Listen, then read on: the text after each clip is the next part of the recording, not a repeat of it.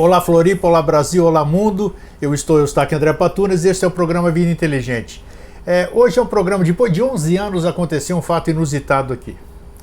Depois que o professor, vocês estão vendo o professor Paulo Duarte aqui do meu lado, nós gravamos o programa e na hora que eu fui fazer a edição eu percebi que simplesmente 11 anos depois, fazendo o programa, quase 700 programas, eu simplesmente esqueci de tirar a tampa que filma, que deixa a filmadora nos filmar. Ou seja, gravamos um programa inteiro, maravilhoso por sinal, você vai acompanhar daqui a pouco. O áudio está perfeito, foi salvo, nós vamos mostrar ilustrações, tudo. Mas essa abertura, eu e o Dr. Paulo aqui, o professor Paulo Araújo Duarte, nós vamos ficar aparecendo estáticos durante a nossa entrevista, por causa da falha desse humaninho aqui que está falando com vocês. Então, durante esse programa, nós vamos mostrar apenas a nossa imagem estática e nós temos muita imagem para mostrar sobre Nibiru. Né, professor? Então, foi inusitado. Trouxe o professor de onde ele estava, ainda bem que ele estava pelo centro. Então, antes da gente fazer essa entrada, Paulo, só dá aproveitando uma introdução do que as pessoas vão ver daqui a pouquinho, de que nós gravamos aqui agora há pouco. Os meus cumprimentos a todos que nos veem, a você, Grego, obrigado pelo convite. Isso. E nós vamos conversar então a respeito desse chamado Nibiru, às vezes chamado de Nêmesis também, que seria, em síntese, uma estrela companheira do Sol. O Sol forma com essa estrela um sistema binário, né? Mas a questão é que as pessoas aí pela internet, YouTube e tudo mais, eles estão aproveitando imagens de documentários e imagens oficiais da NASA, da sonda Sorro, para dizer que Nibiru já está dentro do sistema solar, enfim, e trazendo uma série de tragédias que vão acontecer. Um novo fim de mundo, mas a questão é que não tem nada disso, então a proposta nossa é justamente mostrar que pela ciência há a hipótese de que uma estrela companheira do Sol exista, mas isso durante o transcorrer do programa nós vamos explicar, só que não tem nada entrando aqui no sistema solar, nada disso, tá? Então nós partimos de um vídeo que nós recebemos de um colega, e ele estava muito impressionado com aquele vídeo da pessoa que narrava que Nibiru já estava dentro do sistema solar, e não é nada disso. Então nós viemos aqui para dar esse devido esclarecimento. Então beleza, então só para avisar vocês, daqui a pouco nós vamos entrar, professor Paulo Araújo e eu. A imagem vai estar estática por um erro meu da gravação, que eu não liguei, não tirei a tampa da filmadora, mas garanto para vocês que vai ser um programa maravilhoso. Então, acompanhem com a gente aqui e um fraterno abraço e um feliz sempre. Professor Paulo, é um prazer recebê-lo mais uma vez aqui. Um prazer também. 6, 7, 8 vezes já, acho, né? Mas é bom sempre... Ainda não fiz as contas, mas algumas vezes. Nós já falamos sobre mudanças climáticas, já falamos sobre uma série de coisas e sempre foi muito esclarecedor. Planeta Marte. Planeta Marte, isso recentemente, né? Então isso é muito bom para a gente poder esclarecer as pessoas. Fica dentro do livre-arbítrio de cada um depois acreditar ou não. Nós estamos aqui para passar uma informação. Cada um faz o que quiser com essa informação. Professor Paulo Araújo, Nibiru, eu sempre brinco assim, falo até que quem acredita nisso é nibiruta, é brincadeira, porque cada um tem o direito de acreditar naquilo que quiser, né? Tem a liberdade de crença, de tudo isso aqui. Mas, recentemente, vamos começar por isso, antes da gente, nós temos 2 vídeos aqui que nós já vamos passar de cara para o professor Paulo começar com a entrevista, mas na semana passada, se eu não me engano, nós fomos surpreendidos, o professor deve ter lido, nós fomos surpreendidos por um pequeno asteroide, ou não sei. Asteroide, do tamanho, dizem que é do tamanho de um apartamento, né? Quer dizer, talvez 100 metros quadrados, não sei, ou menos, e que passou raspando a Terra. Passou raspando a Terra seria, segundo eu li, 160 mil quilômetros da Terra, né? Que equivale parece que a metade da distância da Terra para a Lua. Isso, astronomicamente, significa realmente raspar, professor? É raspar. E existe uma medida que se usa nesse sentido, que são os chamados asteroides potencialmente perigosos. Sim. Né?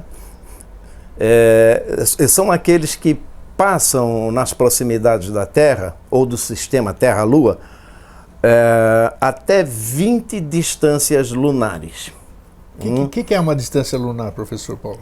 É a distância da Terra à Lua. Sim. Que são 384 mil quilômetros. 384 mil quilômetros. Então, okay. Uma distância lunar, 384 mil quilômetros. Como você falou, em meia distância lunar, então aí uns 160 mil quilômetros. Eles previram, exatamente. Mas isso, Grego, nós temos até uma tabela, depois então que nós vamos projetar. Existe um acompanhamento, entende, desses chamados asteroides potencialmente perigosos. Em primeiro lugar, o que é um asteroide? Né?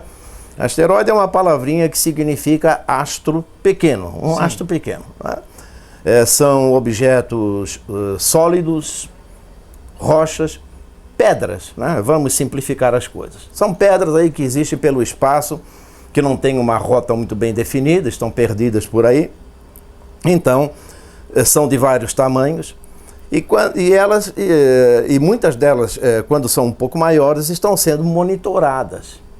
Então, hoje nós temos 1.700 e poucas pedras dessas aí, desses asteroides, considerados potencialmente perigosos. Isso, falamos no programa anterior sobre isso, inclusive. Isso, exato.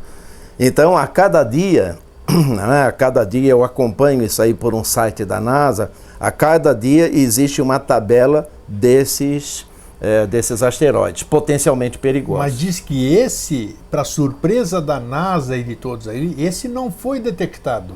Só foi detectado... Sim. Como é que pode acontecer isso, professor? Pode acontecer, porque depende do tamanho, depende da direção que ele vem, entende? Então não é garantido que ele seja detectado. Então nós não podemos dizer que estamos totalmente imunes. Bom, também se alguma coisa vir a colidir com a Terra, nós não podemos fazer absolutamente nada. Não temos. Podemos até, mas não existe, digamos assim, um mecanismo seguro. Que possa dizer com certeza. Né? Existem alguns estudos nesse sentido, como, por exemplo, você deve ter visto aquele filme, o Armagedon. Sim. Quem viu, se lembra? Que foi lançada uma nave e tal, e os astronautas foram até lá para colocar uma bomba para explodir. Mas se você faz isso, né, ou lança um míssil, digamos, para explodir um astro muito grande que vem em rota de colisão com a Terra, isso aí também é um perigo, porque o astro vai se transformar num monte de partículas pequenas, e aí não tem-se mais controle de nada. Mas existem alguns estudos nesse sentido, como, por exemplo, lançar uma sonda, uma nave com ventosas, tipo ventosa de lagartixa. Quer dizer, você gruda aquilo ali e depois aciona um foguete e desvia para o espaço. A questão é como colocar isso aí em prática, né? O planejamento existe, né? Ou então lançar uma sonda que estoure uma bomba nas proximidades e com isso faça o objeto desviar curso, né? E tal. Né? Estudos para isso, há estudos para isso, mas ainda nada que seja concreto que diga, bom, agora nós já temos a maneira de evitar o choque de um grande objeto. Então vamos parar com essa ilusão de que tudo é detectável, não tem nada de detectável. Não. Então... E esse não foi o único. Já em outros momentos já tivemos, né, asteroides que rasparam, digamos assim, o nosso sistema Terra-Lua. Já não é o primeiro caso. Muitas vezes a imprensa lança isso como se fosse uma grande novidade, que fosse o primeiro caso, mas não, isso aí já ocorreu outras vezes. Deixa eu aproveitar, professor Paulo, antes da gente dar sequência. Necessariamente qualquer asteroide, qualquer meteoro, digamos assim, meteorito, necessariamente ele entra na camada da Terra ou ele pode ricochetear na nossa camada? Como é que é isso? Todos eles penetram na nossa camada atmosférica, digamos assim, ou não? que a nave, por exemplo, quando essas naves nossas lançadas lá para fora, elas têm que voltar para a Terra num determinado ângulo, porque diz que se não entrar naquele ângulo, ela vai ricochetear e vai ser perdida. É a janela de entrada que se chama então, isso. Como é que é isso em relação a esses asteroides, a esses meteoritos, meteoros que se dirigem para a Terra? Vamos dizer? Não acontece, Bom, eles não estão sujeitos a isso também ou não? Depende, ô Grego, aí depende do tamanho, depende do material, por exemplo, se for um material ferroso, é muito pesado, não é? Depende do ângulo de entrada, porque se ele vem num ângulo muito aberto, ele pode bater na alta atmosfera, ricocheteia e vai para o espaço. Pode então ricochetear? Ah, pode. E acontece? Igual pedrinha, quando você joga no mar, que ela sai pulando. Sai pulando ali. Tá? Isso pode acontecer. Agora, pode, também dependendo do ângulo que entre na atmosfera, pode entrar, vencer a força da atmosfera, porque existe uma pressão, claro. Né? E com isso ele vir e cair na superfície. Entende? Isso pode acontecer. Existe um estudo de entidades oficiais astronômicas, né, que dizem que nós recebemos diariamente em torno de 20 mil pedaços por hora. Por hora? Por hora. Não é por dia, é por hora. Não, desculpe, por dia. Por dia. Tá. Sim. 20 mil pedaços na alta atmosfera da Terra. Fragmentos. São fragmentos que estão por aí para o espaço. Então, o espaço não é assim um espaço vazio. Claro que não está cheio de coisa lá, que sim. Há gases... Lembra que nós fizemos um programa sobre lixo espacial, lembra disso? Sim. Nossa, e esse é o... Assustador aquilo, assustador. O lixo espacial é o lixo produzido por nós. Nossa. Agora também existe o lixo natural. Isso, claro. Que está aí por cima. Então, existem... alguns pedaços de gelo, que são chamados até de mini cometas, né? Pedaços de gelo, pedaços de rocha, partículas gasosas, poeira, tudo aí pelo espaço, e essas partículas todas a Terra atrai pela força gravitacional sim. E vão bombardeando a atmosfera da Terra. E quando o objeto é um pouco maior, ele pode entrar na atmosfera, sim. É aquele fenômeno que nós chamamos de meteoro, e antigamente se dizia uma estrela correu. Quando você vê cadente, né? A estrela cadente. Você via aquele risco assim no céu e dizia, é uma estrela correu. Não, a estrela não corre. Claro. Aquilo ali foi um meteoro, uma partícula. Incandesceu quando entrou na atmosfera. Quando entrou na atmosfera, pela fricção, incandesceu. E aí então formou aquele risco, às vezes, né? De fogo, exatamente. Às vezes, até dependendo do material, ele pode ficar esverdeado, azulado, avermelhado, tudo depende do material. Visto frequentemente. Isso é.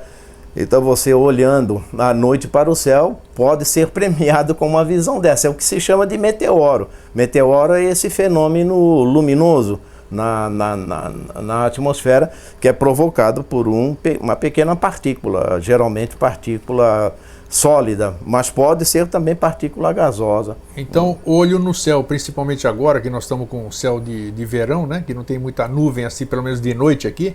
E então a gente pode ser privilegiado.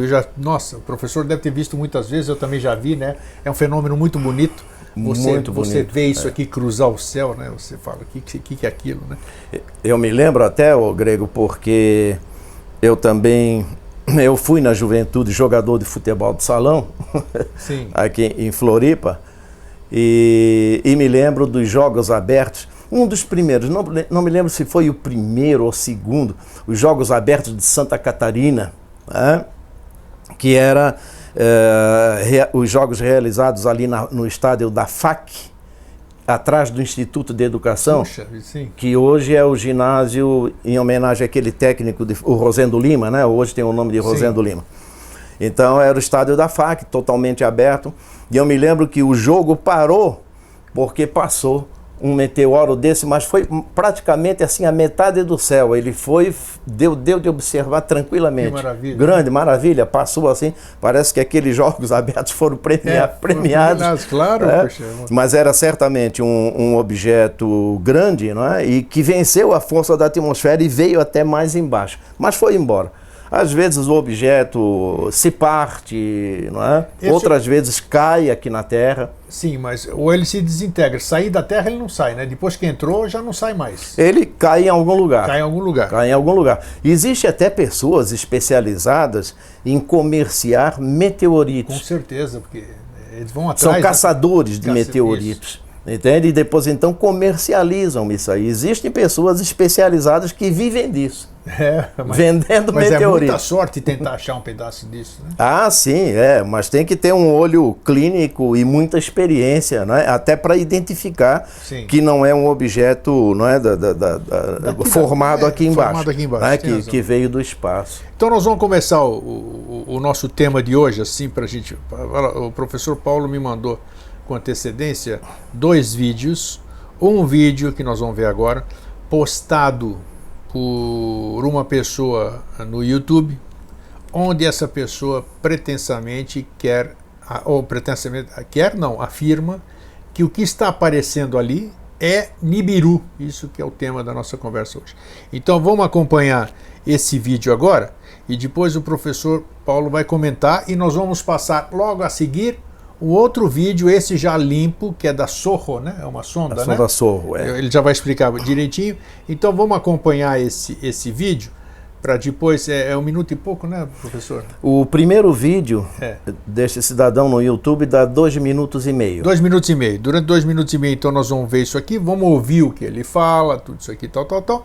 E depois o professor vai fazer as suas considerações e nós vamos passar a segunda parte, que é o outro vídeo, sem os comentários dessa pessoa, e nós vamos falar sobre isso para dar início ao nosso programa. Então vamos acompanhar isso. O mês passado. Vamos lá.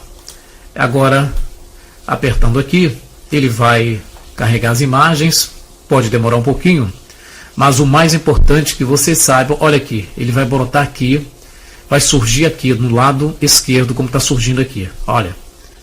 Está na velocidade normal, porque está carregando aqui, ó, tem que carregar essas imagens até 2606. Até 2606. Então, aqui, ele está surgindo aqui devagarzinho. Ele vem, ele faz a sua volta em torno do Sol, o seu movimento de translação, e aqui ele some. Ele vai sumir aqui na data de 10 de outubro de 2016, quando ele vai sumir aqui da visão, prestem atenção, ele vai sumir da visão do satélite.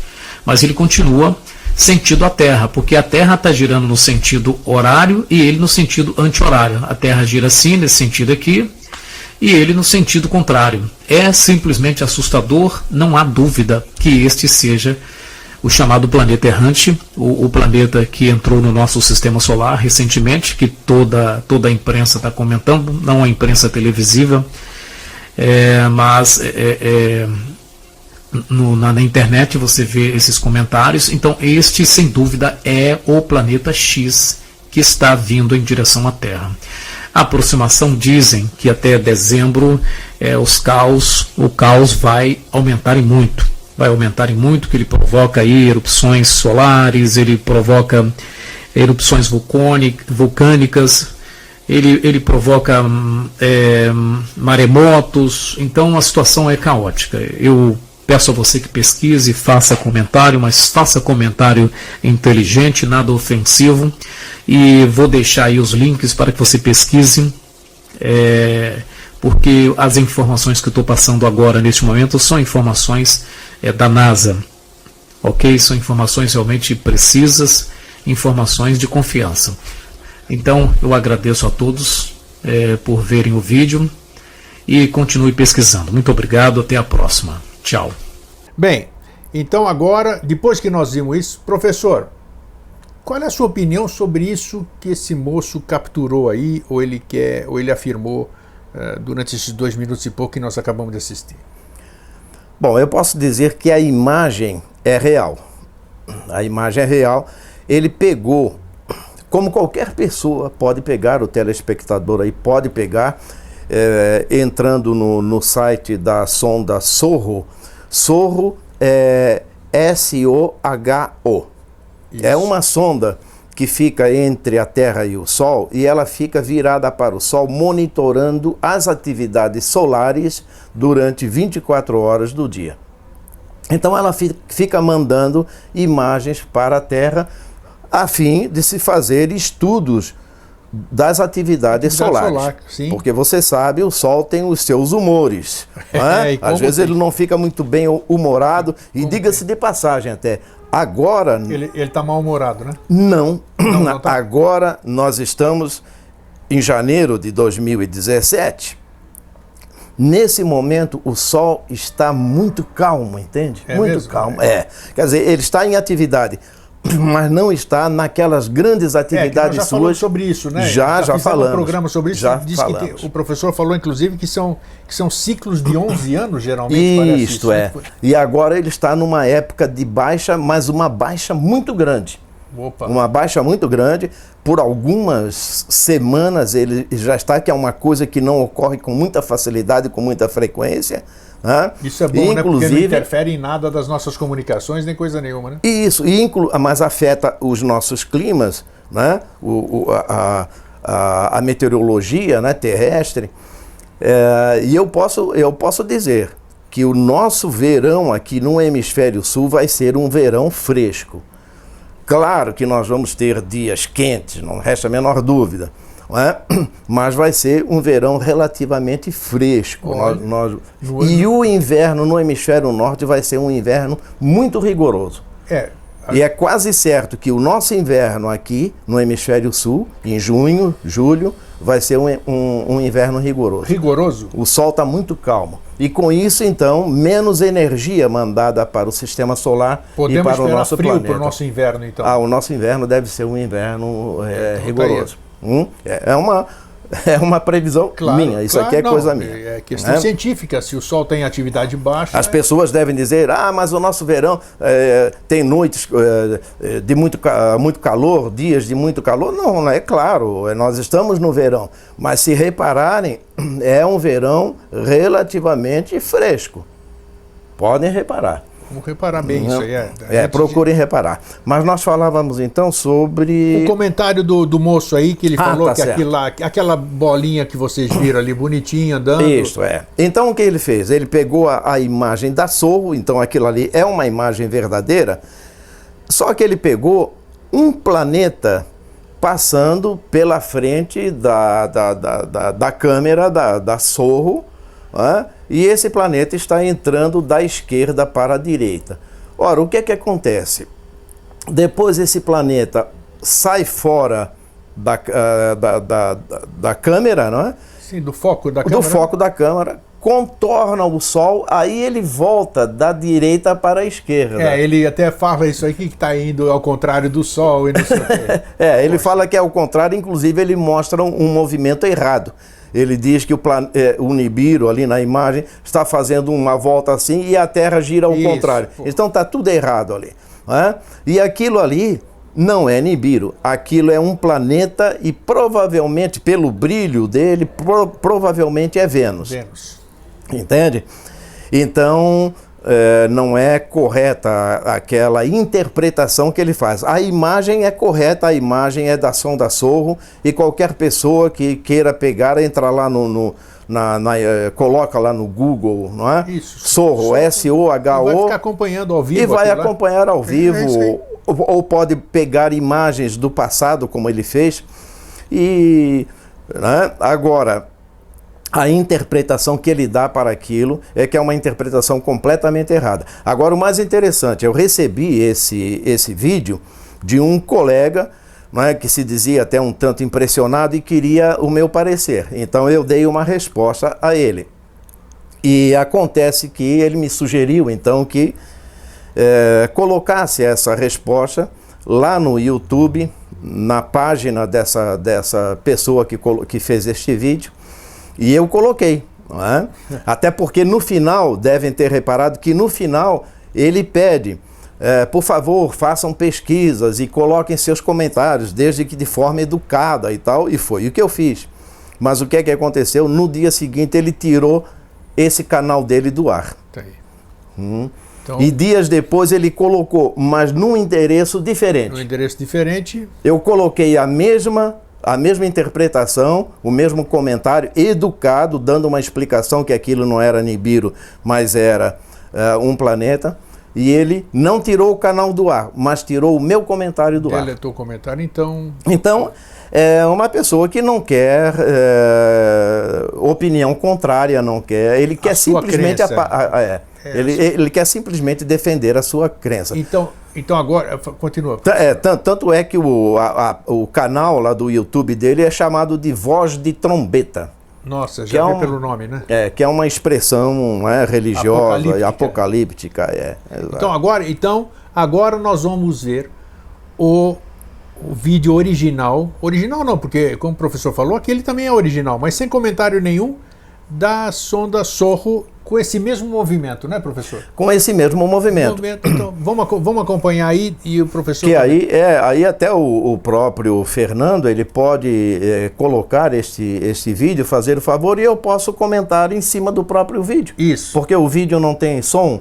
Né? Exatamente. Foi um vídeo que eu peguei da sonda Sorro, sim, mas que agora mostrando vários planetas fazendo o seu percurso na frente da câmera. Tá. Então, há planeta que vem da esquerda para a direita e há planeta que vem da direita para a esquerda. Sim. Não é? Então, isso aí é um movimento comum dos planetas em torno do Sol. Nós vamos ver nessa imagem, se o Fernando colocar ali o vídeo. Vamos colocar, já está no ar agora aqui. Então, olha aí, professor, então vamos comentar então. Isso. Então, nós vamos ver entrando da esquerda para a direita, na parte mais de baixo, o planeta Saturno. Um pouco mais acima de Saturno, Júpiter. Da esquerda para a direita. Depois, da direita para a esquerda, começa a vir Mercúrio. E no final do vídeo, então, começa a entrar Vênus, bem brilhante, Vênus. Mas como o vídeo é um tanto curto, né? Eu tive que editar, que era para não ficar assim, né? Não levar muito tempo aqui no nosso trabalho. Então Vênus começa a entrar e em seguida o vídeo acaba. Mas então isso aí mostra... Então esse Vênus então seria o pretenso Nibiru do moço ali, né? Exatamente, porque Vênus, ele vai, nesse caso ali do vídeo, ele vai da direita para a esquerda, mas depois então ele vai contornar o Sol e vai entrar novamente pela câmera da esquerda para a direita. Claro.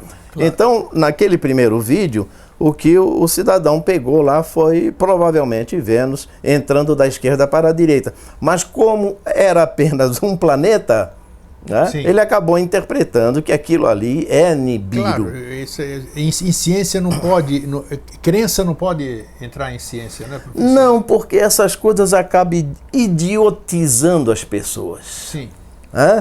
Por quê? Apesar dele chamar a atenção no vídeo de que as pessoas, olha, pesquisem, coloquem seus comentários e tal.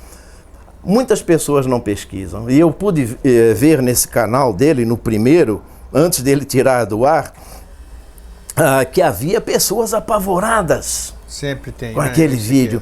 Apavoradas. Tinha um que eu acredito que fosse um rapaz, assim, um jovem, até pelo modo de escrever e tudo, deu de identificar, mas super apavorado com aquele vídeo. O mundo vai acabar e o mundo vai acabar e tal. E veja, a previsão dele era de que em dezembro de 2016 iria acontecer catástrofes e tudo mais, e nós já estamos em janeiro de 2017 e nada aconteceu. E nós já comentamos aqui, nós dois já sobrevivemos a um monte de fim de mundo, né, professor? Um monte de fim de mundo. É mesmo. Exatamente. Já acabaram com o mundo várias vezes. Várias vezes. E nós estamos aí vivos e o mundo continua aí e essas pessoas também. Isso, de certa forma, entende, Grego? Eu considero assim essa coisa do medo, né, como uma técnica, né, que acontece até nas religiões.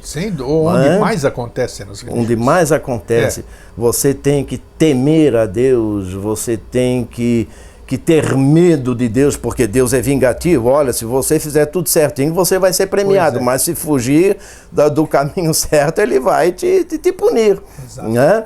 Então essa técnica do medo é uma técnica muito utilizada desde muitos anos. Eu acho que todas as civilizações sempre se utilizaram, todas as religiões sempre se utilizaram e todas as seitas sempre se utilizaram. Infelizmente subjugam as pessoas, escravizam as pessoas. E as pessoas até são treinadas a isso, né? A sentir medo, né? A ter o medo, para poder respeitar a autoridade de algo maior, enfim, não é? Nós somos treinados para isso. E outras pessoas maldosamente começam a fazer essas coisas aí não é?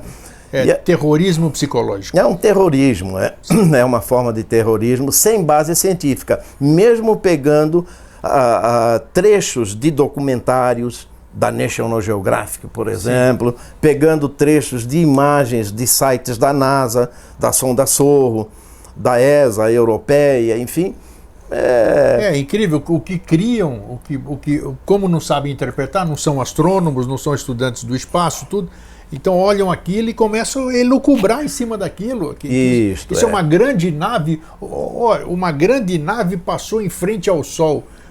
A pessoa não sabe nem mensurar o tamanho do Sol. Como é que pode imaginar que uma grande nave, imagina o tamanho dessa nave, professor Paulo, para passar na frente do Sol, a nave, já pensou o tamanho de uma nave extraterrestre para passar na... Poxa vida, precisa um pouquinho de bom senso, né, pessoal? Bom, nós estamos com o rascunho na mão porque nós temos alguns slides hoje que nós vamos apresentar e eu tenho que seguir essa ordem para a gente ir acompanhando, eu e o professor, para a gente colocando e o Fernando não se perder também na edição dessas figuras. Professor, vamos começar por onde então aqui para a gente documentar essa história, de onde surgiu Nibiru, Nibiru, onde é que começou toda essa coisa de que existiria um planeta e esse planeta está em direção à Terra, porque veja, existem, sem falar nas religiões, mas existem muitas filosofias, muitas doutrinas que falam, né?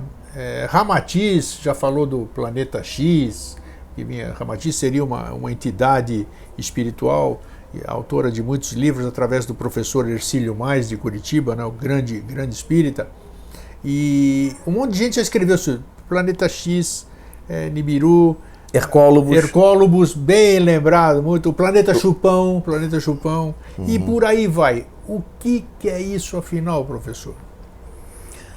Pois é, essa indústria do medo já é antiga, já é velha. De algum lugar deve ter se originado essa história. Vem. Veja, quando eu comecei a dar aulas, foi em 1966. Puxa vida. No primeiro ano da faculdade eu já comecei a dar aulas. E eu me lembro que naquela época já se falava num tal de planeta X. Isso, planeta X. Que seria um planeta que estaria além de Plutão. Mais tarde, essa ideia se desenvolveu como se fosse um planeta, digamos, um planeta que viesse causar alguma catástrofe aqui no nosso sistema e tal. Depois, essa ideia acabou se desenvolvendo para uma estrela companheira do Sol. Aí é que está a questão, viu, o Grego?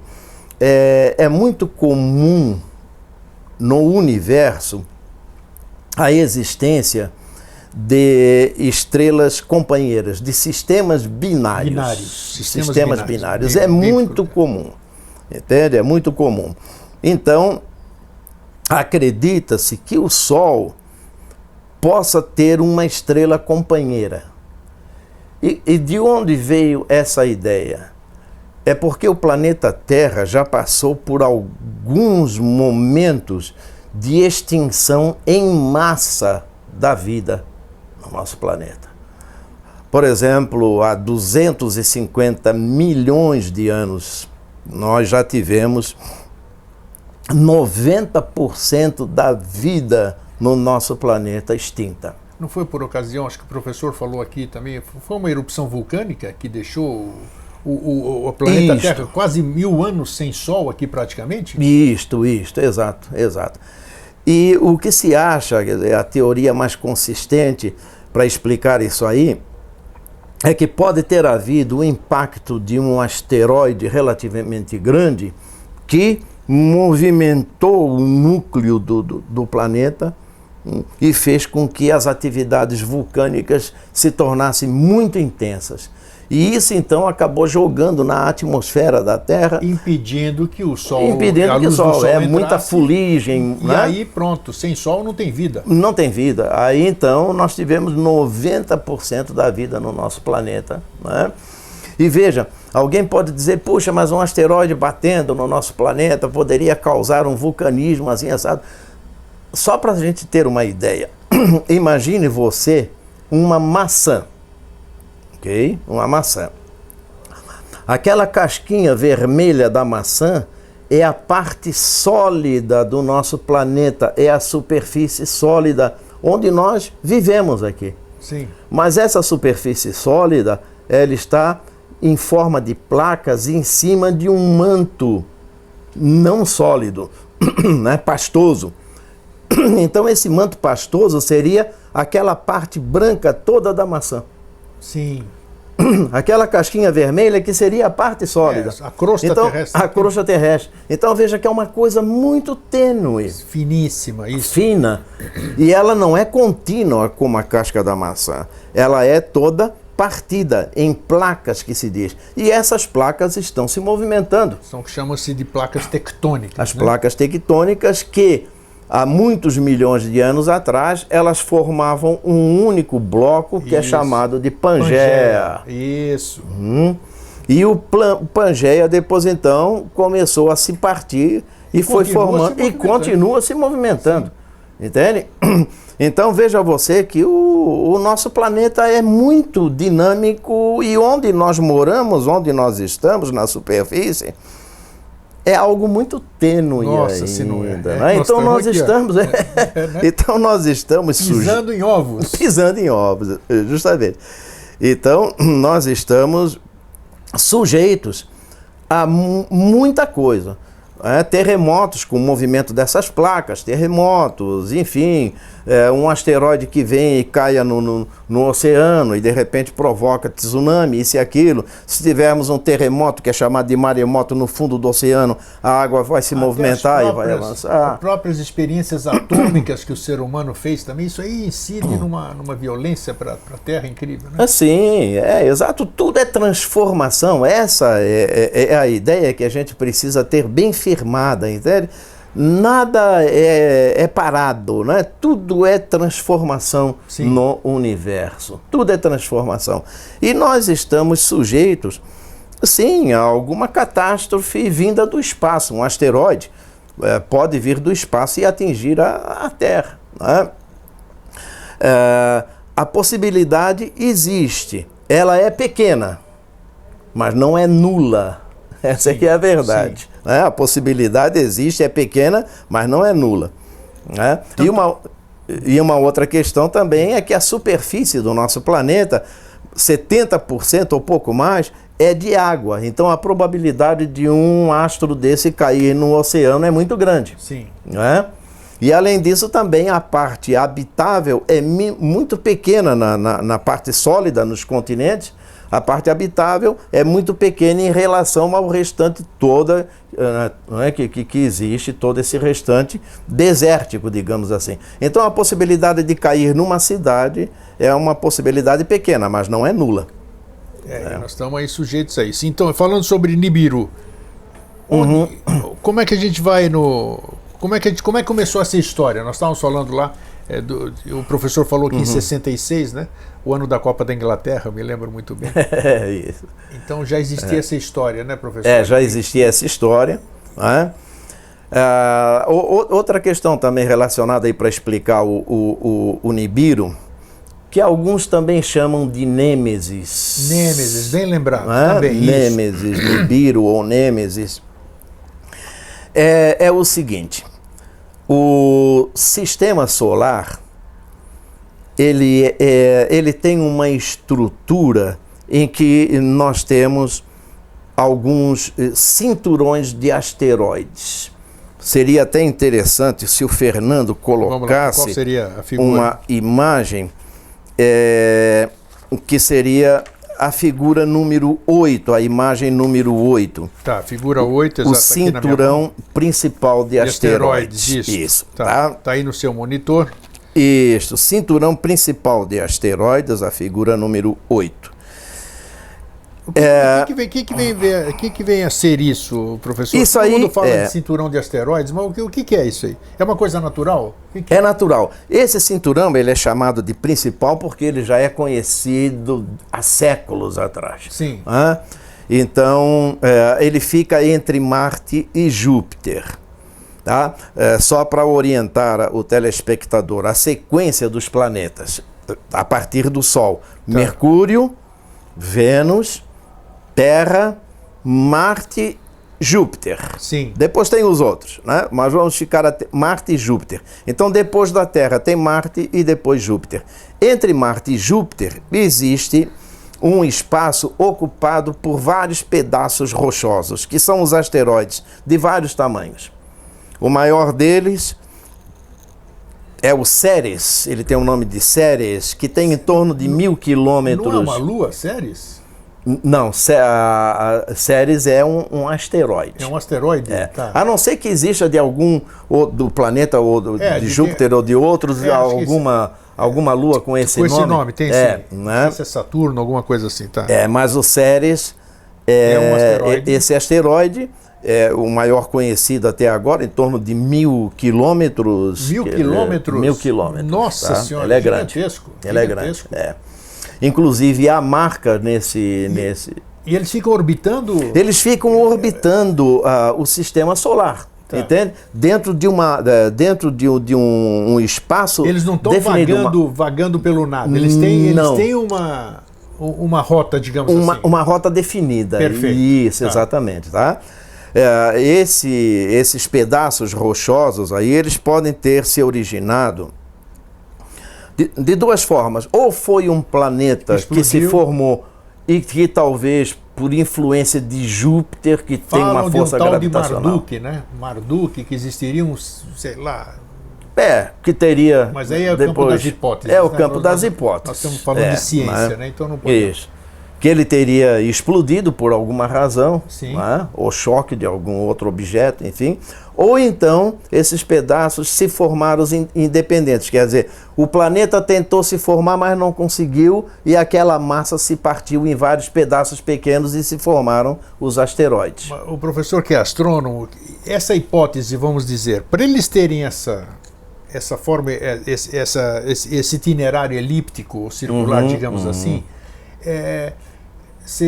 não seria uma evidência de que eles que existiria um corpo, digamos assim, um eventual planeta, e que eles ocuparam o lugar daquele planeta, porque a gente sabe, eu na minha ignorância, né, que o sistema solar é tudo atração, né?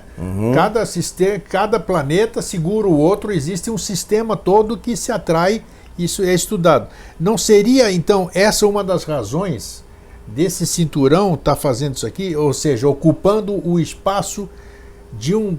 Estamos falando de hipótese, né? De um suposto planeta. Exato. Poderia ser uma... Ou um planeta, como você fala, ou um protoplaneta, como se chama, quer dizer. Quer dizer, um planeta que não conseguiu se informação. Mas é claro que eles tinham a sua órbita em torno do Sol. Tá. Entende? Mas não se formou. Então aquele movimento se manteve. Esses pedaços se mantiveram girando na mesma direção em que o protoplaneta estaria. E eles continuam lá e continuam se movimentando. Perfeito. Tá. Inclusive, é um dos problemas quando se vai lançar uma sonda além de Marte, né? Para passar nesse cinturão. Ela tem que passar por esse cinturão. Ela tem que passar, né? Então tem que ser um negócio muito bem calculado, apesar de que eles não estejam muito próximos assim entre si, há um espaço muito grande entre eles, mas tem que ser um negócio muito bem calculado para passar por ali. Então, esse cinturão de asteroides é uma coisa que nós temos que entender, tá? Agora, mais recentemente, nos tempos modernos aí, Se o Fernando colocar a figura número 9. 9, o cinturão de Kuiper.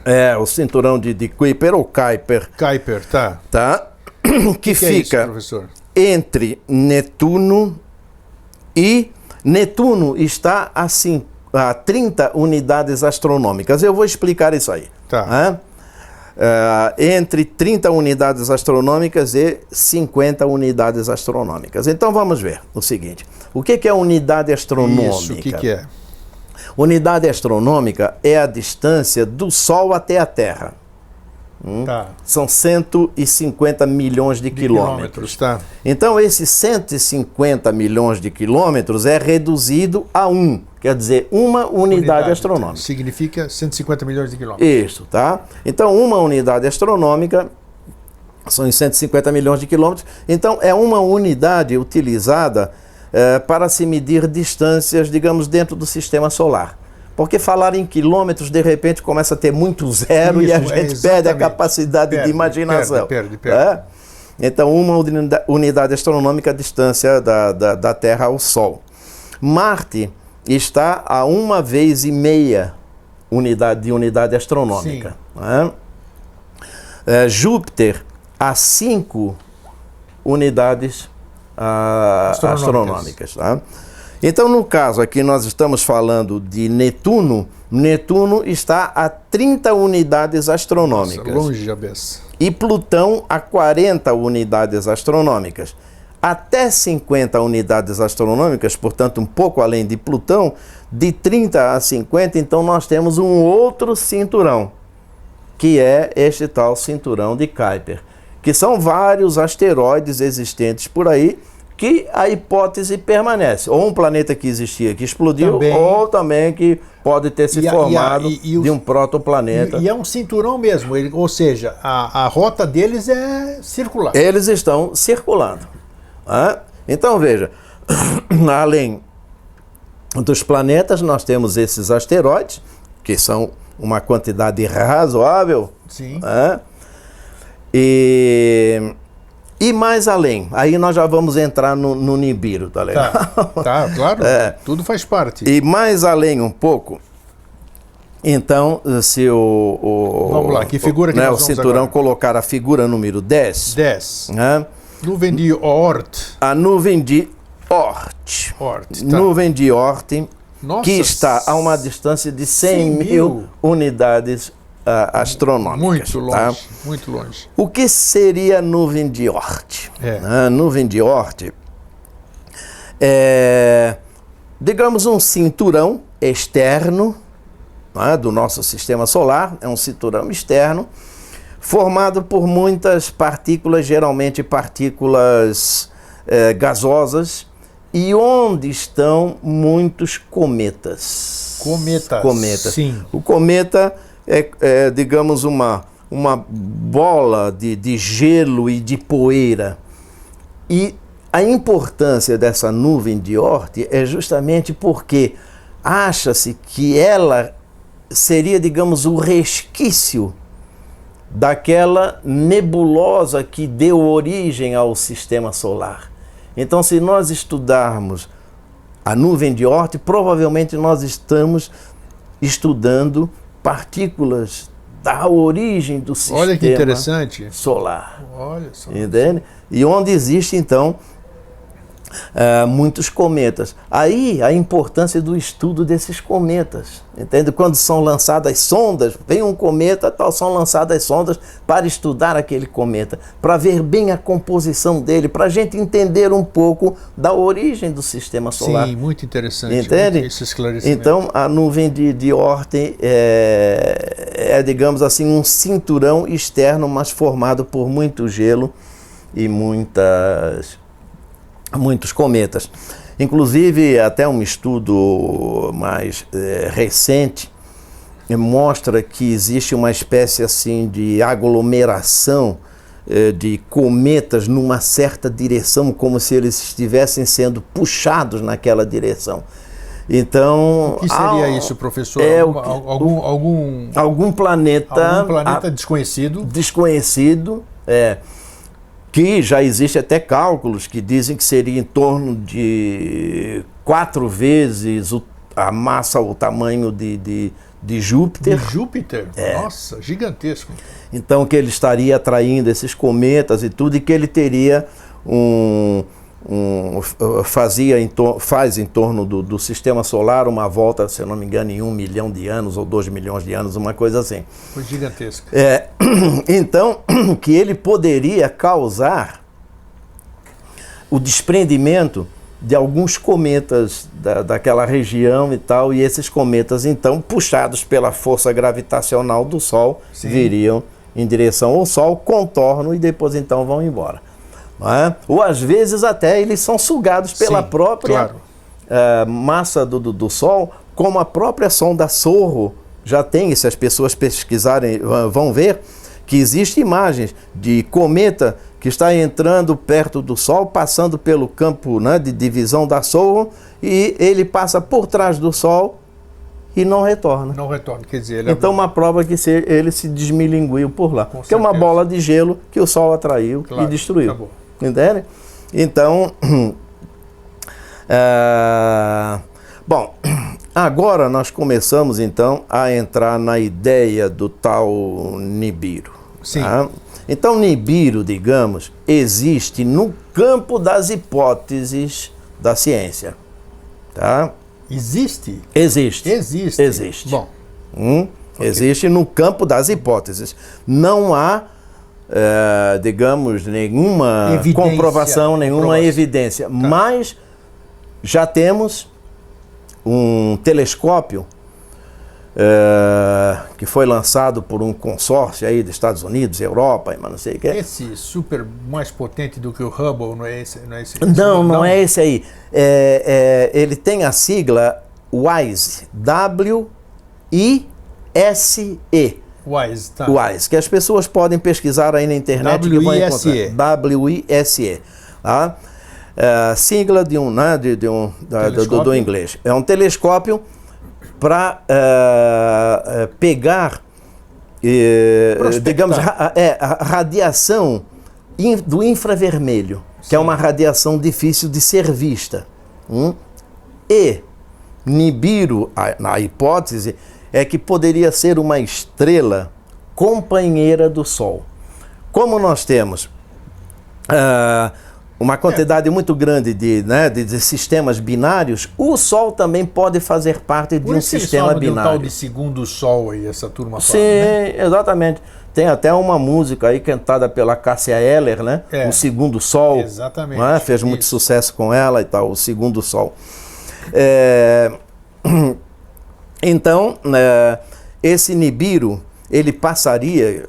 ou essa estrela é uma estrela anã vermelha.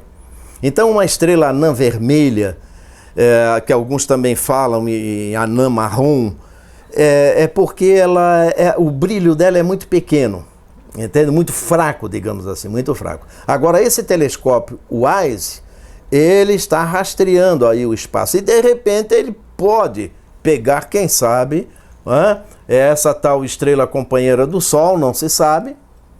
Tá, mas vamos supor que seja verdade. Certo. Existe aqui. Certo. Agora, ela está lá no lugar dela, não está vagando pelo espaço? Está vagando pelo seguinte, porque ela forma um sistema que a cada 26 milhões de anos ela passaria por perto do Sol.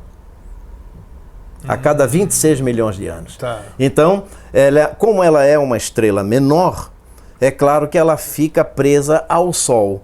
Ela contorna o Sol, então Sol e Nibiru formariam um sistema duplo, um sistema binário. Uma estrela grande, que é o Sol, girando em torno de um centro de gravidade comum junto com essa estrela anã. Que pode ter o nome de Nêmesis, Nibiru, o que for, mas uma companheira do Sol. Se ela gira em torno do Sol, por que ela se dirigiria hipoteticamente para a Terra? Porque existe essa possibilidade? Não, aí não se tem certeza que ela vai entrar em rota de colisão com a Terra. Mas a questão, o Grego, é a seguinte: quando essa estrela companheira do Sol entra no sistema solar, a força dela vai fazer desprender cometas da nuvem de Oort, asteroides do cinturão de Kuiper, asteroides do cinturão principal, e aí nós vamos ter um monte de pedaços aí pelo espaço que de repente perdidos podem vir esbarrar na Terra. Por isso que existe previsão, inclusive diz que daqui a uns 6 anos o céu vai ter uma claridade maior porque está previsto uma série de fenômenos. Leu alguma coisa a esse respeito? Tem alguma coisa a ver? Não, tem, mas é o seguinte, isso provavelmente que você fala é o seguinte, também relacionado com estrela binária. Sim. Tá? Que é o seguinte, eles estão monitorando, os astrônomos, aí é um estudo feito por 3 universidades nos Estados Unidos. Se não me engano, 2 universidades e um planetário. E esses cientistas estão estudando um sistema binário que, se eu não me engano, é a constelação de Cisne. Se eu não me engano, é a constelação de Cisne. E eles estão vendo que a estrela maior, ela está chupando, digamos assim, puxando a estrela menor. Então, elas vão entrar em colisão e vão explodir. Foi isso que eu li. Exatamente. Isso vai provocar um céu mais claro, alguma coisa Não assim. um céu mais claro, mas ela vai ter algo em torno, digamos, o brilho dela vai aumentar umas 10, 15 vezes. É isso aí. Isso, né? Tá. Então aí nós vamos ver no céu, à noite, uma estrela que não era vista até agora. Perfeito, alguma coisa assim. Isso, tá vendo? Então, isso prova que os sistemas binários são muito comuns, que uma estrela maior de um sistema binário pode atrair a outra, como é o caso do Sol. Sim. Né? E quem sabe amanhã ou depois aí o Sol pode se fundir com o Nibiru, quem sabe? Por que não? Atrai, ele puxa e tal, a estrela é menor. Entendeu? Então, conjectura-se, acha-se, cientificamente existem evidências, vamos dizer assim. Hipótese, né? Hipótese de que existiria uma estrela, né? Uma estrela que faria um sistema binário com o Sol, é isso? Isso, exato. Então tá. Podemos mostrar essa figura número 11, professor, aqui? Sim, a figura número 11, sim, que é essa de Nibiru. Exatamente. Exato. Fernando, faz favor. Fernando, faz favor, põe a figura número 11, que é a órbita de Nibiru, que o professor acabou de dizer aqui, você está vendo no seu monitor. E é claro que aí então não tem nada em proporção, nem de tamanho, nem de distância, né? É só uma ideia, é um esquema. Tá, né? O professor falou segundo estudos, seria uma órbita de 26 milhões de anos, digamos assim. Isto né? Então, como é que a gente pode hoje, professor, ou não pode, mensurar em que época desses 26 milhões? Existe alguma evidência de quando ela teria passado no passado por isso aqui, para a gente ter uma ideia se isso está próximo hoje desses... Essa que é a questão, não existe. Não existe, né? Alguns especulam que isso poderia ter ocorrido há 65 milhões de anos atrás, Sim. quando nós tivemos a extinção de 70% da vida do nosso planeta, inclusive os dinossauros. Tá, mas o que poderia ter acontecido nessa Poderia época? ter acontecido de essa estrela ter passado pelo sistema solar e ter provocado justamente esse distúrbio, esse desprendimento nos cinturões, inclusive na nuvem de Oort, e um grande astro ter batido na Terra. Perfeito. Tá. Porque os estudos feitos... Não o astro em si, mas a passagem dele provocou uma bagunça, digamos assim. Isso, exato. Não é que Nibiru vai esbarrar com a Terra. É que quando ele entra no sistema solar, ele vai provocar desprendimento de asteroides e de cometas lá da nuvem de Oort. Claro. Aí esses objetos ficam perdidos por aí e de repente... Não se pode fazer previsão nenhuma, claro que não. Não se pode fazer previsão. Agora, se há 65 milhões de anos atrás foi por causa do Nibiru, a extinção, né, dos dinossauros e 70% da vida no planeta, e isso já, estudos feitos praticamente já comprovaram que foi um asteroide que caiu, inclusive na região da península de Yucatán, ali no México. Um asteroide que teria entre 10 a 20 quilômetros. Uma pedrinha, né? Quer dizer, olha só, nós estamos falando de coisa de 1000 quilômetros, o professor falou agora há pouco. Então, né, teria provocado todo esse problema, né, de levantamento de muita poeira cósmica, de vulcões que entraram em atividade, claro. E essa poeira cósmica impacto é muito cósmica grande. Não, essa poeira toda levantada e fuligem dos vulcões e tudo, lá na alta atmosfera fica circulando por muitos e muitos anos. Sim. E é claro que né, a luz do sol fica prejudicada, a entrada dela, aí tem problemas com fotossíntese das plantas Tudo. e toda uma cadeia alimentar fica prejudicada. Toda, tem razão. Entende? Então, essa questão aí do Nibiru, não é que ele viria em rota de colisão com a Terra. Mas a passagem dele provocaria uma série de problemas, como o professor acabou de citar. Exato, né? Seria isso aí. Nibiru já é coisa bastante antiga, né? Essa palavrinha até ela vem de povos mesopotâmicos. Isso, né? E até na chamada que eu fiz do programa eu coloquei até o significado. Cruzamento, né? Isso, ponto de mutação. Exatamente, tem. Que aí então, é óbvio, os povos antigos sempre tiveram também essas suas previsões, né, de astros, como por exemplo, astros que viriam se chocar com a Terra, causar problemas, como por exemplo, indígenas do oeste dos Estados Unidos, que já antigos, preveem a vinda da tal estrela azul, que iria causar catástrofes na Terra e tudo mais e tal. Então essa coisa de catástrofe, viu, no nosso planeta já é coisa muito antiga. Muito antiga.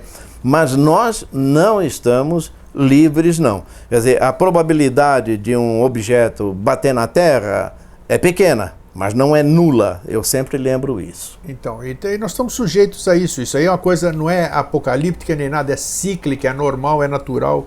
Isso acontece no universo. O que nós vamos falar agora, professor? Vamos à figura número 12. 12. Figura número 12. É aqui que mostra uma série de asteroides aqui que são potencialmente perigosos para a Terra. Isso. São 1756, como você está vendo no seu monitor agora. Fala sobre eles aí, professor. Pois é. Então nós temos nessa tabela, que é uma tabela de um site que inclusive aparece aí na parte inferior. Aqui, na parte inferior tem a fonte, a né? pessoa, qualquer spaceweather.com, aqui agora de janeiro. Isso. Então, qualquer pessoa pode pesquisar também. Acessar e pesquisar. Então, veja, agora para janeiro e fevereiro, isso aí eu peguei agora no dia 5 de janeiro, tá aqui 2017. 1756 asteroides potencialmente perigosos. Olha só. Então, repetindo, asteroide potencialmente perigoso é aquele que estaria entre até 20 distâncias lunares. Né? Distâncias lunares, hein? Tá. Distâncias lunares. O que é uma distância lunar? 384 mil quilômetros. 384 mil quilômetros. É a distância Terra-Lua. Tá. Então, quando se fala numa distância lunar, é 384 mil quilômetros. Então, até 20 distâncias lunares, o asteroide é considerado potencialmente perigoso. Isso, tá. Mas não que ele esteja em rota de colisão com a Terra. Exatamente. Tá? Então nós temos aí alguns. Hoje nós ainda temos, no dia 18 de janeiro, 18, por exemplo. Dia 18 de janeiro. Um asteroide de 9 distâncias e meia. Isso. Né? Isso, e ele tem... Com 53 metros. Razoavelmente pequeno aí, mas dependendo do ângulo que entre, o lugar que caia e tudo mais, né, pode causar algum estrago. Depois, em fevereiro, no dia 4, um outro que vai estar a uma distância de 9 distâncias lunares, Isso. 18 metros apenas. Em fevereiro, no dia 5, 7 distâncias lunares, então desta relação que está aí na tabela é o que vai mais se aproximar. Tá? de 94 94 metros, isso. Mas tá mesmo assim, é muito longe. É. Mas, de qualquer forma, são potencialmente perigosos, porque, como diz o professor, né, pode acontecer algum fenômeno e ele dá uma desviada. Dá né? uma desviada, sim. Então, isso é possível. Ninguém pode estar isento de absolutamente nada disso. E no dia 10, de fevereiro, outro que estaria a 9,8 distâncias lunares de 45 metros. Então, né? Então, não temos assim um grande perigo, como dizia então aquele nosso cidadão lá naquele vídeo no início, né? Que em dezembro de 2006 haveria catástrofe, porque Nibiru já estava dentro do sistema solar. Ninguém pode prever absolutamente nada. Agora é interessante o site que o professor trouxe, está aí no seu monitor, porque você pode acompanhar. Você que gosta de acompanhar essas coisas, está aqui um site com o endereço spaceweather.com, onde você pode acompanhar e ficar lá usando capacete no dia que vai passar algum negócio, né, que aquelas pessoas estão procurando. A gente brinca, mas tem que relaxar mesmo. Mas tem que relaxar. Mas é uma realidade. Então, para quem gosta, anote aqui o site e coloque lá e comece a acompanhar o que está passando por aí.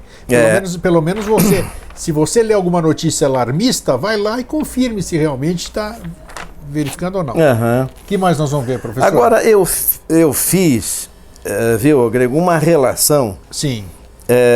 De catástrofes que já ocorreram aqui no nosso muito planeta. Bom, muito bom. Eu vou ter que usar aqui o meu roteiro, porque eu não tenho essas datas na cabeça e distâncias e tudo. Isso nós não temos slide para isso. Não tem slide para isso. Então, não é só para a gente ir conversando. Ok. Tá certo? Então veja, por exemplo, há 250 milhões de anos, como nós já falamos, né, extinção de 90% da vida no nosso planeta, provavelmente com o impacto de um asteroide que provocou muito vulcanismo e tudo mais.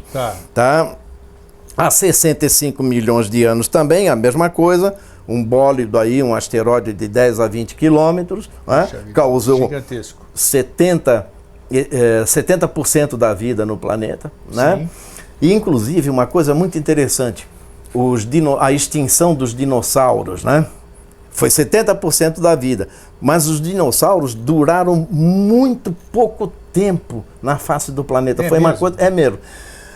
Eu vou tentar aqui fazer uma escala do tempo para as pessoas entenderem isso, né? Vamos fazer de conta o seguinte: nós estamos no início do ano.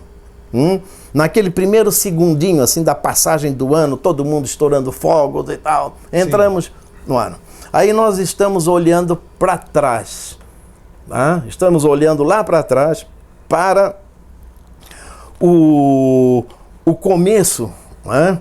Aliás, estamos no fim, né? No último segundo ali do ano. Né? Digamos, 2016. Estamos no último segundo do ano. Estamos olhando para trás e vendo essa linha do tempo até o começo do primeiro segundo de 2016, 1º de janeiro. Estamos em 31 de dezembro, olhando para trás, 1º de janeiro. Então, essa linha do tempo representaria o início do nosso sistema, digamos, o Big Bang. Né? Os 15 bilhões de anos aí que teria ocorrido o Big Bang. Então vamos fazer de conta que aqueles fogos seria o Big Bang, né? Da festa de início de ano. E nós estamos lá no final do ano olhando para trás. Os dinossauros teriam surgido na face do nosso planeta no dia 25 de dezembro. Olha só. Veja só, passou todo esse tempo, janeiro, fevereiro, março, e vindo tudo. O sistema solar estaria se formando no dia 1º de setembro. Veja, passou esse tempo todo e o sistema solar ainda não existia. Passou a existir a partir do dia 1º de setembro. E a linha do tempo vem, no dia 25 de dezembro, os dinossauros surgem. E no dia 29 eles desaparecem. Quer dizer, nessa escala do tempo eles teriam ficado só 4 dias na face do planeta. Acho que deu de entender essa comparação assim, né? Porque se nós falarmos em milhões, bilhões de anos, a nossa mente não consegue imaginar. De onde vem isso, essa afirmação, professor? Quais são os elementos que levam a tirar essa conclusão de que os dinossauros viveram pouco tempo aqui? Pelos estudos dos fósseis, não é? Dos fósseis, estudos dos fósseis, não é? Registros nos halos das árvores, né? Nos anéis das árvores, sedimentos e tudo. Fazendo o cálculo que eles sabem fazer, cálculo. Tudo isso aqui, realmente eles viveram durante um curto período. Curto período. Tá. Eu exatamente. Entendi mais ou menos então, isso. para a gente entender assim, digamos assim, a profundidade dessa catástrofe, né? Há 65 milhões de anos, porque eram animais gigantescos e muito diversificados. Desde aquele zoom aí do Rex, que a gente conhece, que é famoso, né? Mas também tinha os pequenos e tinha os pássaros também. Agora aqui, pequenininho, pequeno. Exato, né? Então era uma raça, digamos assim, muito diversificada. Mas eles desapareceram, infelizmente, né? Vamos ver para nós. Depois de 65 milhões, o que aconteceu? Vamos ver mais uma coisa. 1910. Agora? Século XVIII. 1910.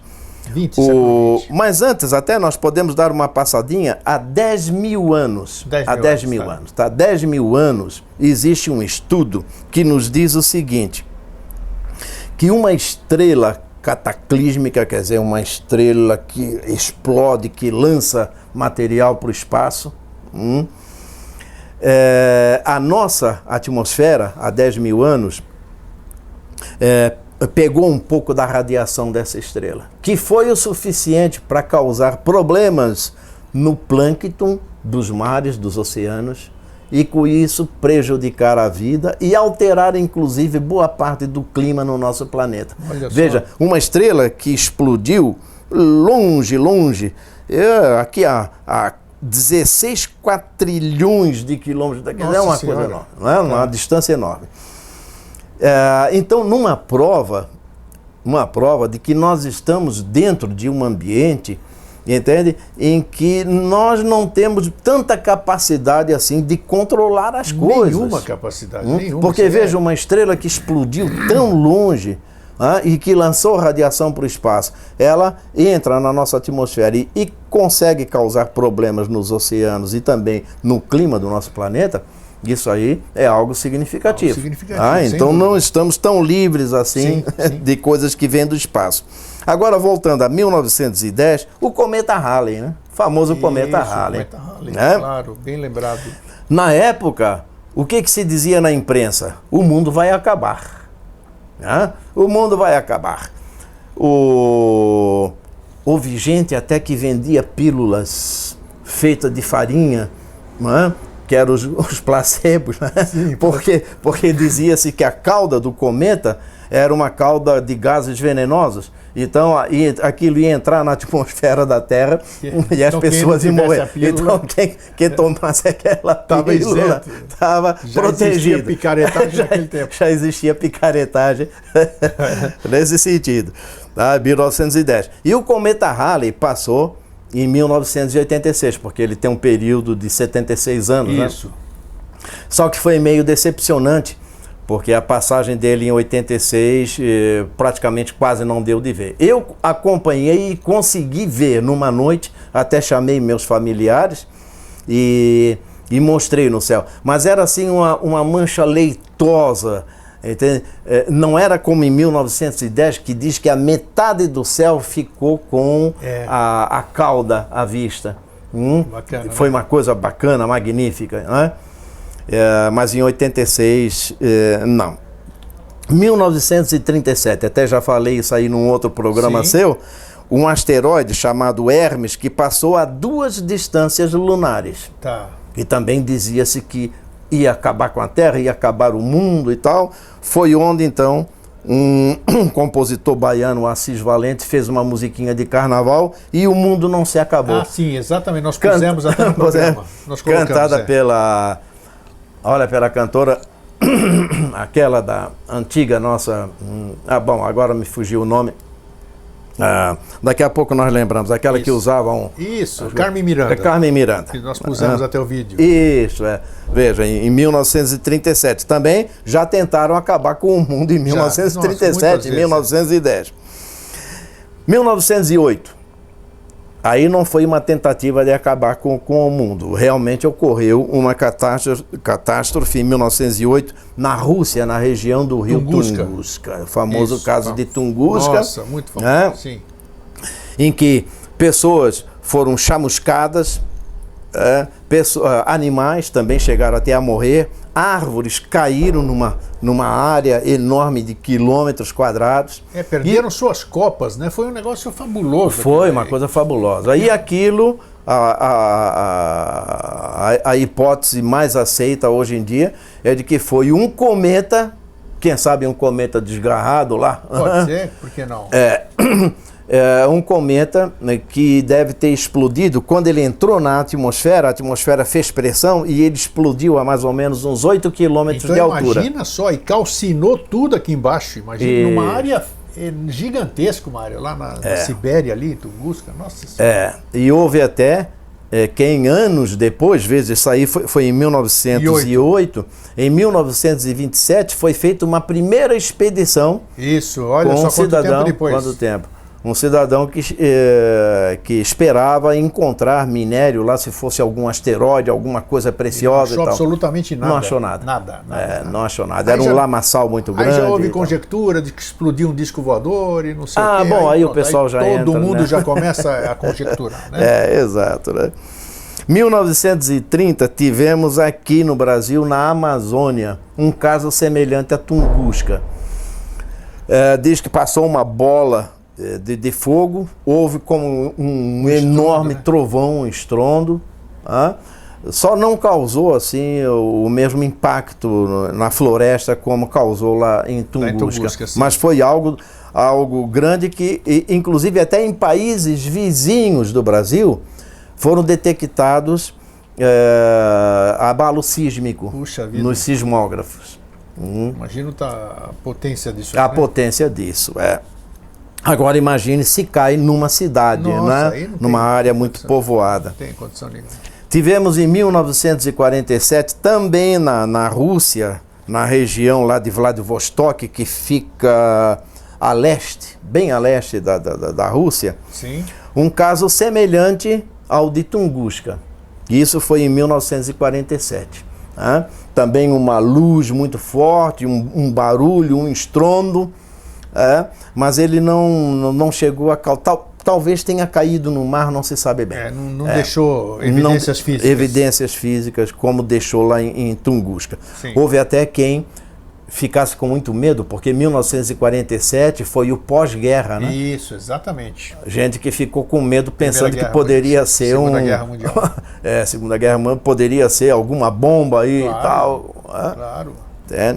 1994, um pouco mais agora, tivemos um caso que foi muito interessante, nós acompanhamos o cometa Shoemaker-Levy. Isto. Lembra? O que foi esse cometa Shoemaker-Levy? Ele entrou no sistema solar, era relativamente grande, e ao contornar o Sol, ele se partiu em pedaços e voltou para o espaço. E um desses pedaços atingiu Júpiter. Mas aquilo, olha, deve ter sido um pedaço que o professor está falando, deve ser um pedação, né? Um pedação, porque inclusive até o pessoal que se reúne, o grupo de astrônomos amadores que se reúne lá no planetário e tudo, eles também colocaram um telescópio lá e deu de ver o impacto. Buraco, o Júpiter é gigantesco. Júpiter é gigantesco e deu para ver durante muitos anos. Isto. Sei lá se aquilo é buraco, o que é, né?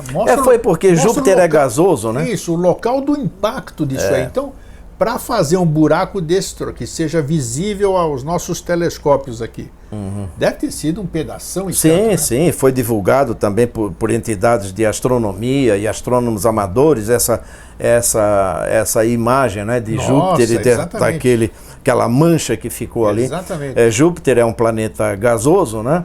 Então aquilo ali entrou e sabe-se lá onde foi parar, né?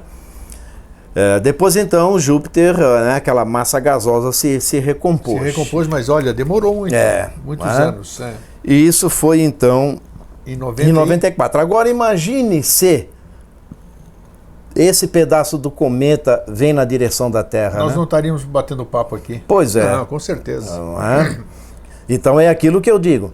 A probabilidade é pequena de uma catástrofe dessa, mas não é nula. Não, ela existe, com certeza, claro que não existe. É nula. 1900... bom, vamos agora mais recente. Que 2013. Opa! 2013. O que tivemos aí? Você, se eu lhe falar o nome, você deve lembrar. Chelyabinsk, na Rússia. Sim. Um meteoro que entrou, né?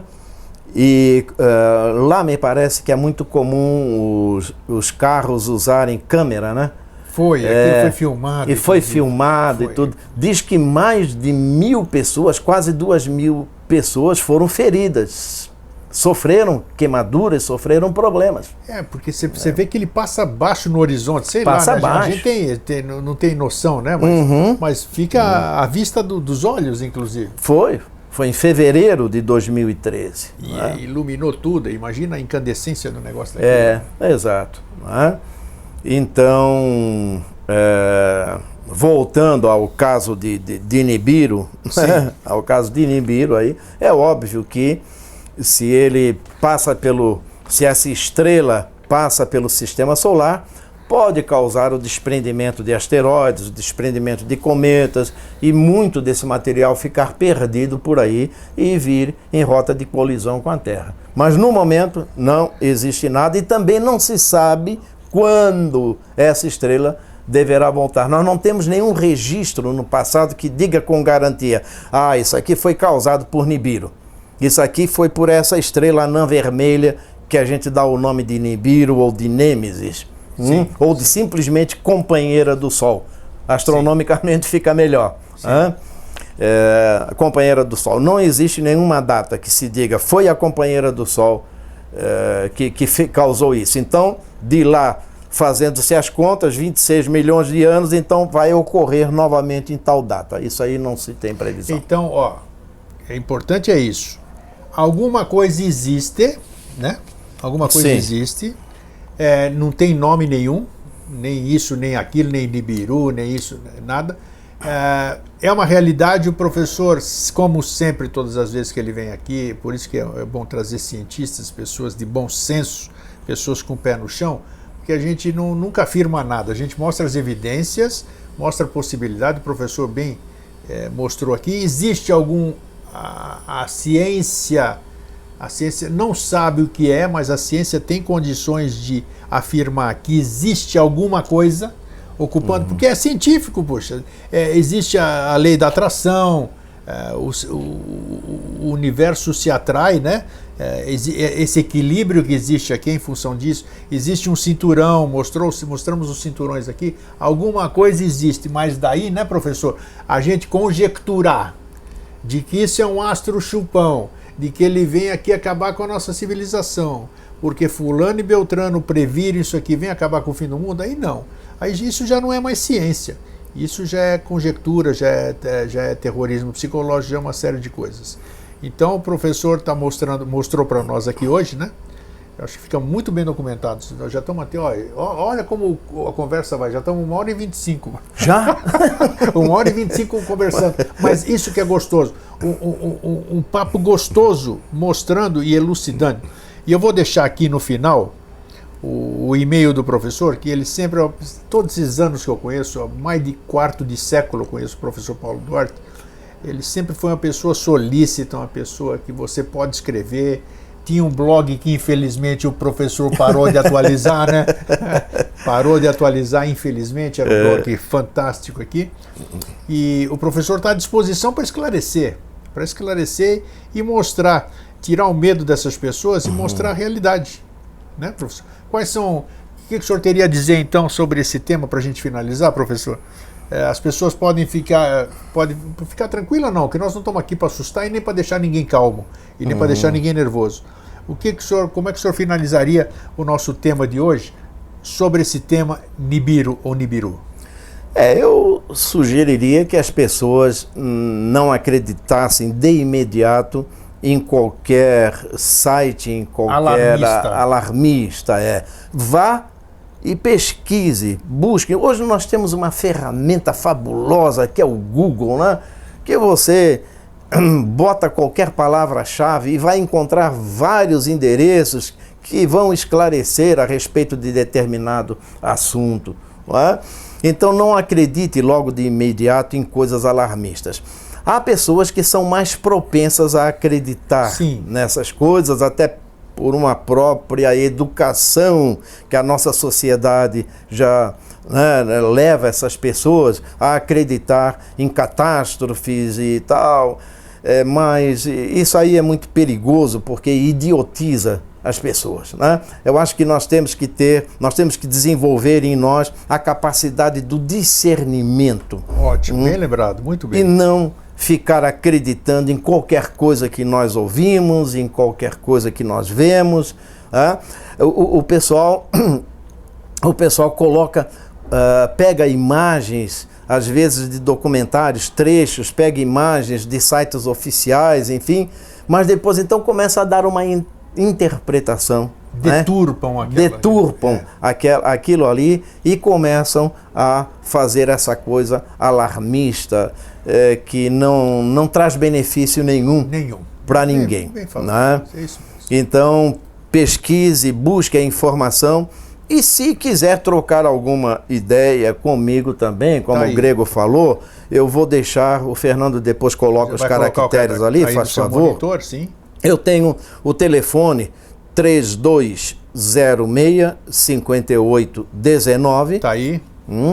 E pode entrar também em contato comigo pelo e-mail.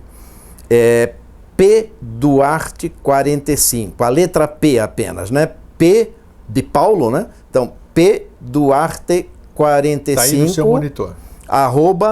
@hotmail.com. Pronto, tá aí. Entre em contato comigo, trocaremos ideias, daremos algum esclarecimento se for necessário, e se a opinião for contrária à minha, não tem problema. Ótimo. Eu vou apreciar, isso mesmo. Eu vou respeitar, tá certo? Pode entrar em contato que conversaremos. Isso aí. Olha, professor Paulo Duarte, mais uma vez, meu muito obrigado. Coincidentemente, um ano atrás nós estávamos fazendo o programa. Nós estávamos fazendo em janeiro também a mesma coisa. Foi muito bom, muito esclarecedor, e o professor vai voltar oportunamente aqui para a gente falar sobre outro tema ligado à astronomia ou qualquer assunto que seja importante para a gente esclarecer o público. Então, muito obrigado mais uma vez, professor. Tá bom, eu é que agradeço pela oportunidade e fico à disposição. Isso aí. Então, para você que fica, um fraterno abraço e um feliz sempre.